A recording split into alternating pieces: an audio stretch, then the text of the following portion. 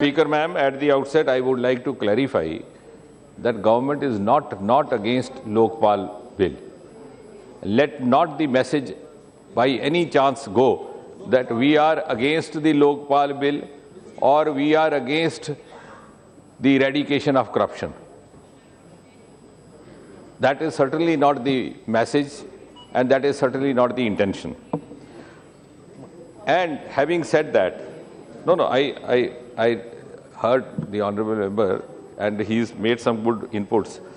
Now what we are trying to actually facilitate an effective implementation of the bill.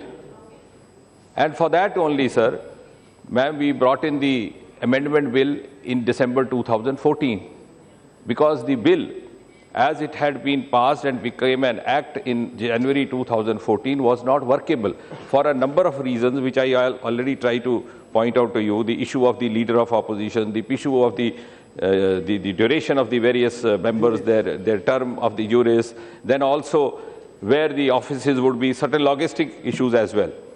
And that amendments are still there. They were sent to the Standing Committee on the advice of the House. The Standing Committee report has come. Now, out of those amendments, now this particular one, Section 44, has certainly created an urgency because it prescribes the deadline of July 31st.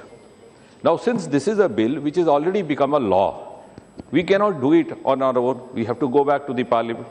So, specifically for this Section 44. Now, the second part which the Honourable Member has pointed out, it is not that the delegation met the Honourable Prime Minister and therefore this is inspired. No.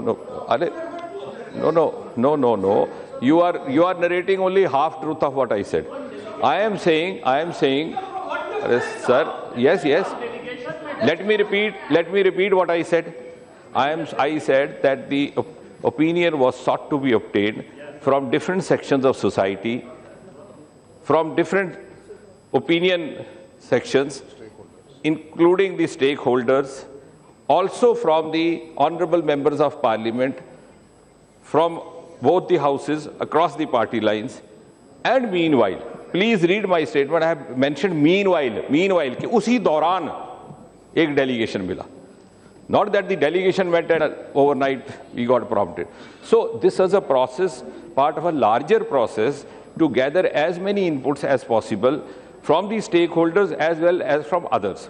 Now, thirdly, as far as the public servants are concerned, which includes the government officials, which also includes the political functionaries, including the members of Parliament, there is nowhere have we tried to say, or there is a reflection of the intention that we are trying to do away with the provisions against corruption.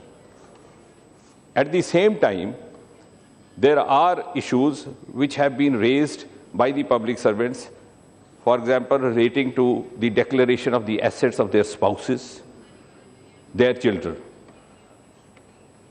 For example, you have a public servant, a civil servant, mostly lady officers have also raised that contention, and the spouse is working elsewhere.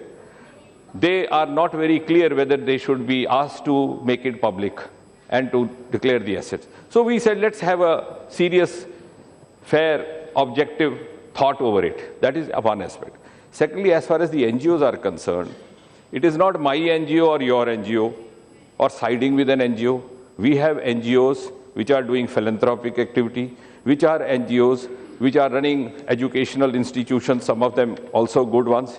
We have NGOs or trusts running media houses. And therefore, it is just to give a space to the inputs received by all of them. We have never negated if the Standing Committee and the opinion later on is to go ahead in the same manner as it is today.